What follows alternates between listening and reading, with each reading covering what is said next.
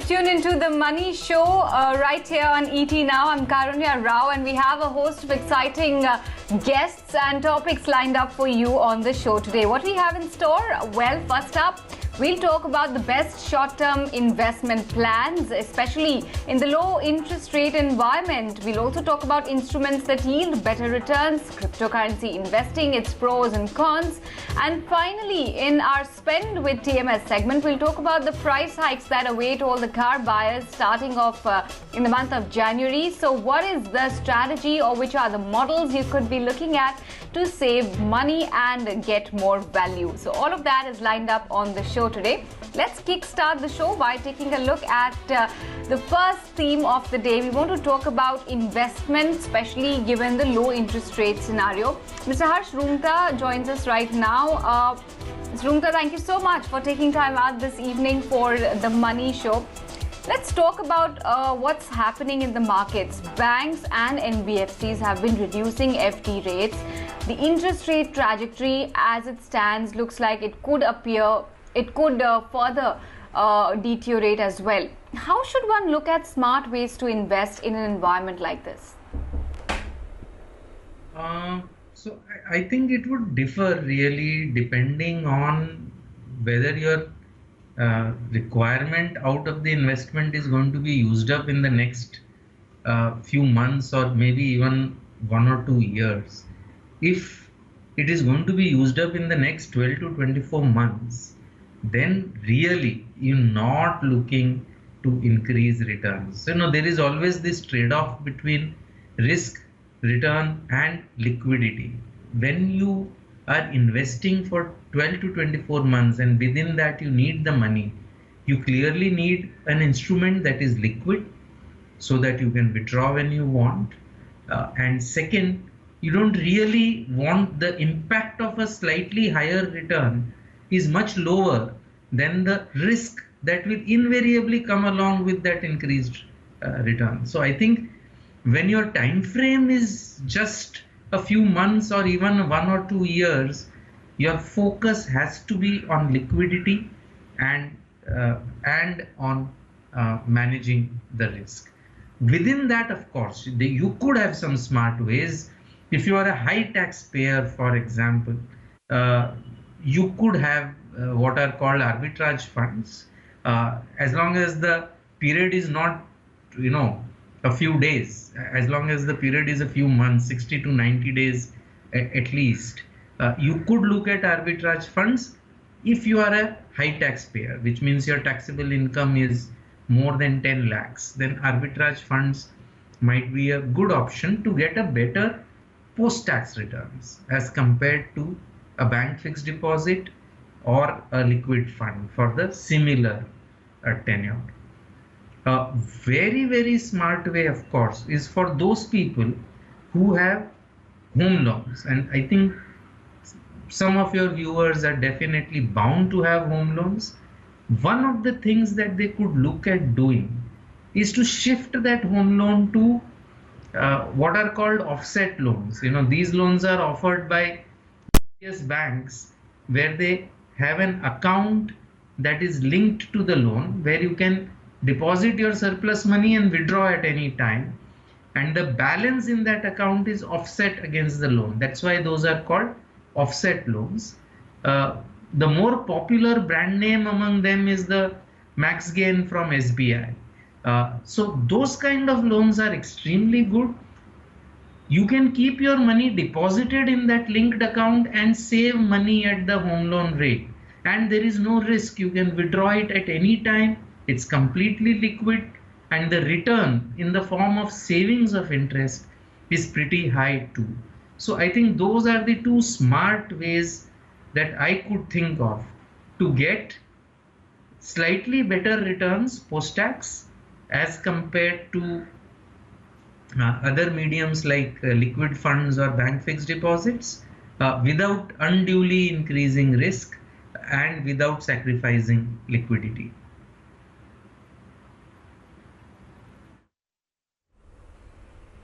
Mr. Roongta, for the benefit of our viewers, if you could tell us when is it typically one is likely to face a situation when interest rates are reduced? Why does that happen? And can investors be better prepared in advance? Oh, you're asking me to predict when interest rates drop. I think that's a PhD topic by itself. Currently, Historically speaking. right. So, I mean, right now, of course, the reason for such historic low rates are the gush of liquidity that is coming out of all the central banks, all the governments who are attempting to deal with the fallout of the COVID-19 pandemic. I think it's a very tough thing to be able to predict low interest rates, and I don't think a lay investor should try.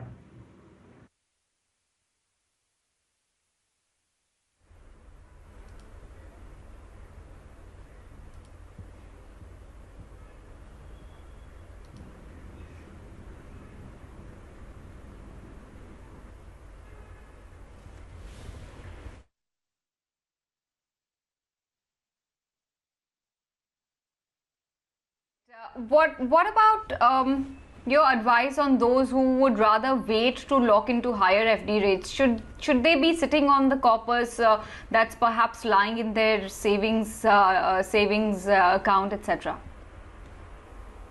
Yeah, so as I said, while they are waiting, if it is that they want to wait, I think it is better to shift it to the slightly smarter way of holding on to the money, which is probably, as I suggested, two options. An arbitrage fund could be an option if you are a high taxpayer. And the second, as I said, could be the offset loans. If you have one, of course, you don't take a loan just for the sake of saving interest on it. But if you do have a loan, then this kind of a prepayment that can be withdrawn at any time can be a good way to keep the money available, and then as and when they determine that interest rates are now attractive, that they should lock in, and this is a determination they need to do on their own. If they determine that, then they can move it out of those options and into the lock-in option.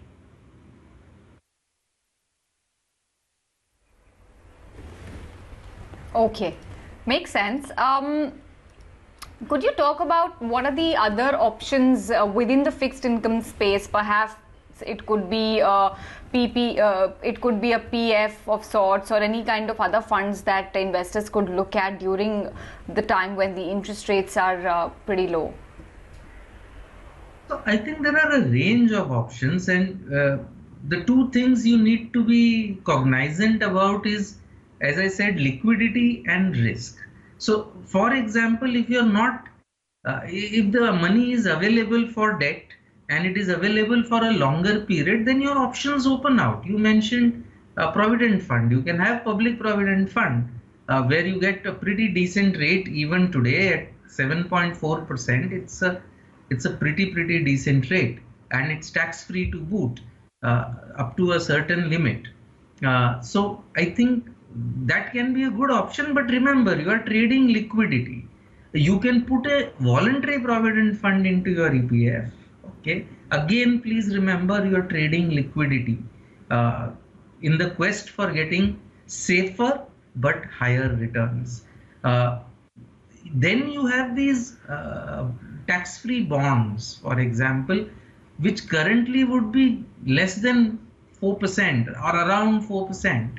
But they are tax free, okay, which is not bad. Again, there, if you were to liquidate that in between before their maturity, you run a risk that the price might be higher or lower than the price at which you bought them.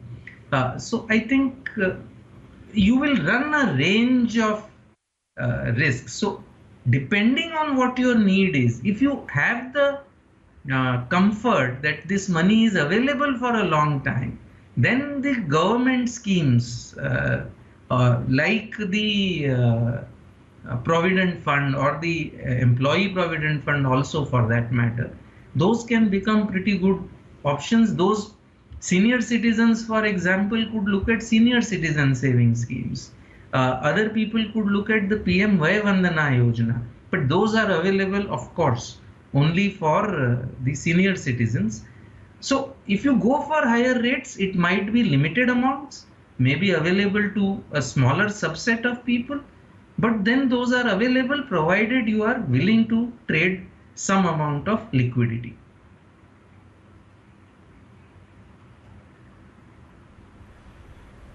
So, I was just coming to that question. Are the options different for salaried individuals vis-a-vis senior citizens? So you mean somebody who's already earning today and who's not a senior citizen obviously will not have especially in fixed income, because in fixed income the senior citizens get better rates because some of those schemes are mandated by the government, which are therefore quite safe, and those are not available to the salaried people. So those who are not senior citizen, it's not available. So I think to that much extent, obviously the what is available to them. So for salaried, they could look at an employee provident fund. They could make an voluntary contribution to their employee provident fund, or up to 1.5 lakh rupees they can deposit in the public provident fund. But then, as I mentioned, your money is locked in, so you should be prepared for that and only put in that part of the money where you can afford that lock-in, where you don't need it back.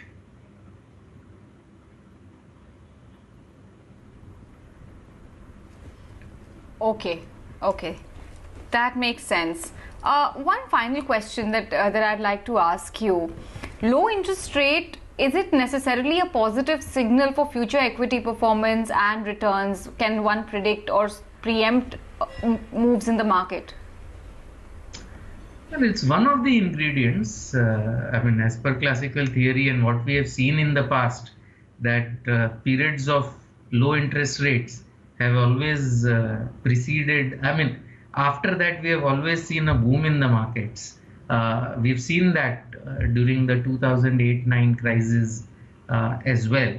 But it's not. It is one of the ingredients. It's not the only ingredient. To say that if there are low interest rates, then there would be higher equity prices always, is not always true. So I think with that caveat, yes, it is one of the ingredients that does signal better equity rates. But we must remember that even in March, the interest rates had started coming down. They were not very high, and yet we had one of the steepest falls in equity. So it takes a while to play out. There's nothing that is instant. I think that is the point that I'm trying to make.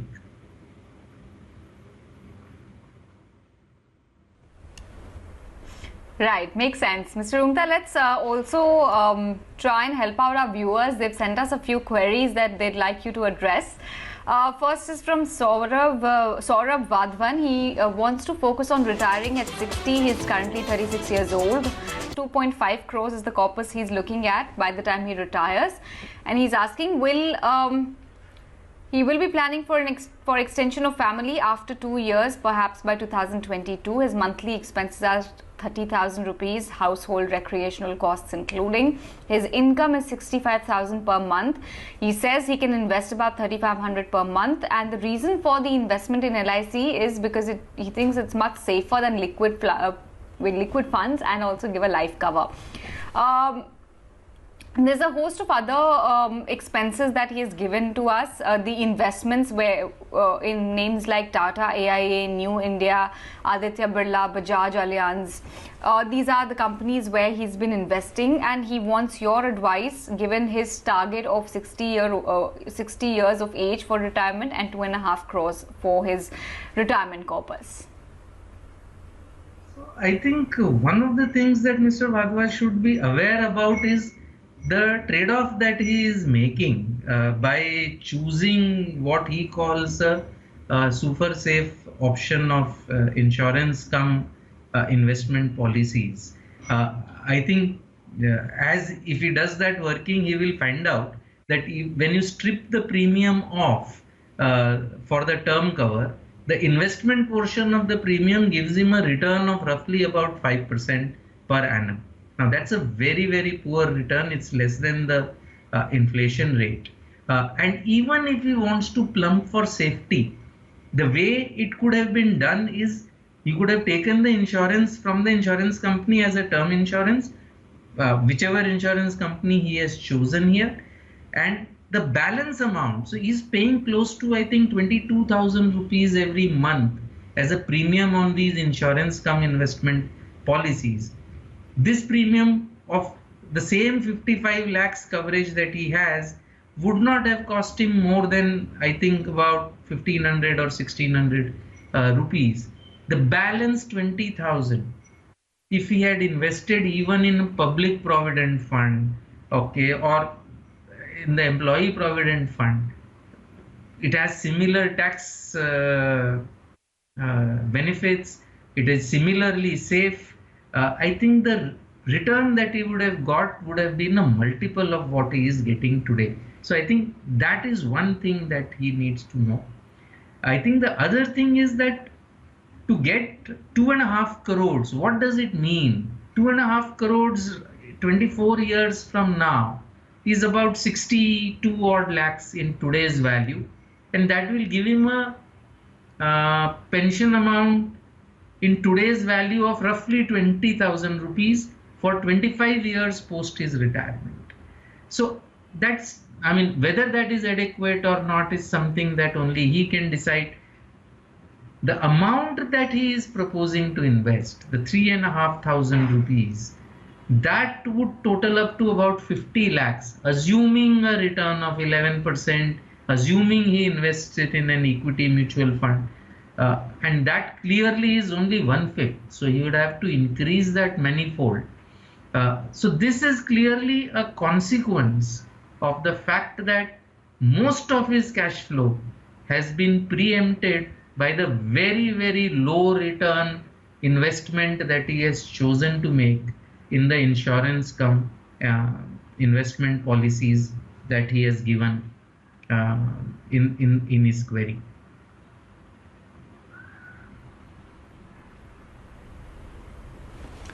All right. Thanks for that elaborate answer to Vadhavan's query. Let's move right on to query number 2.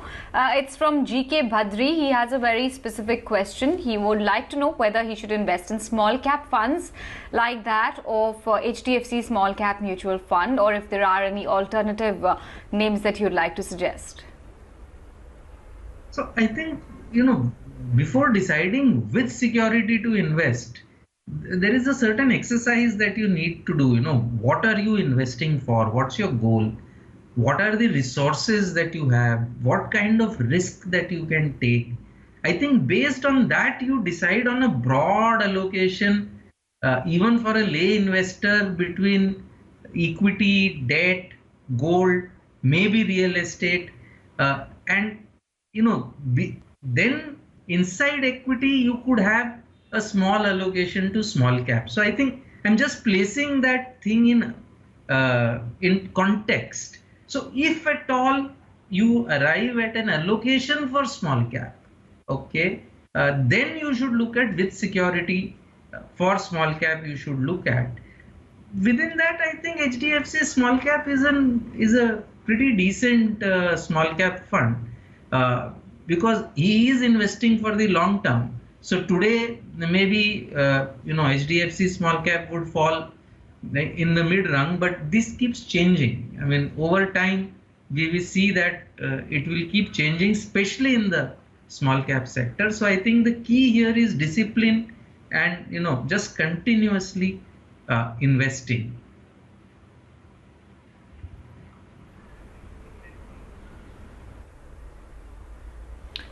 Okay.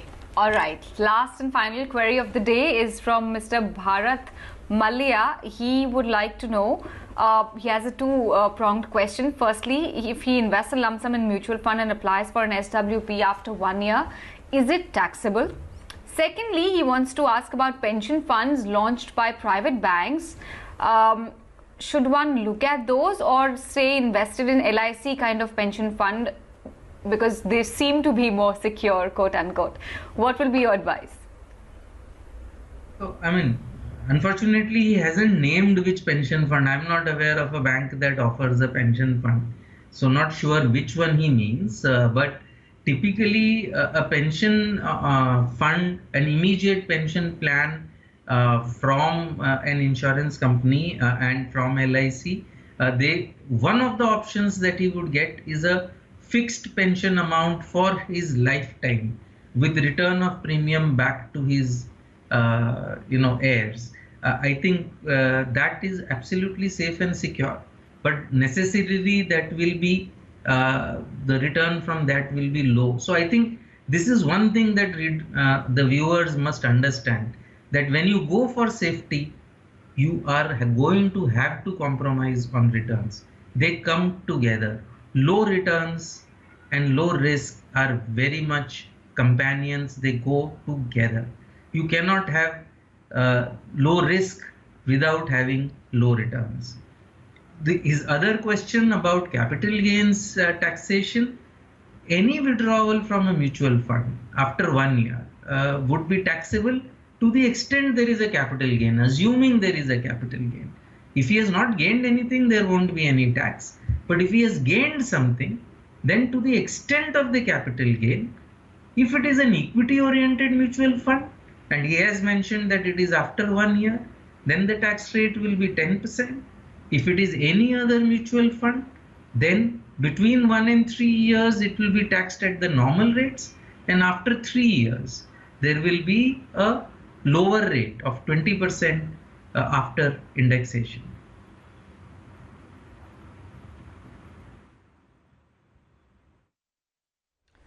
Okay, all right. Understood. Thank you so much, Mr. Roongta. It's always great chatting with you on various personal finance themes and topics, and lovely to have you help us, our viewers, as well. Thank you once again for joining us today.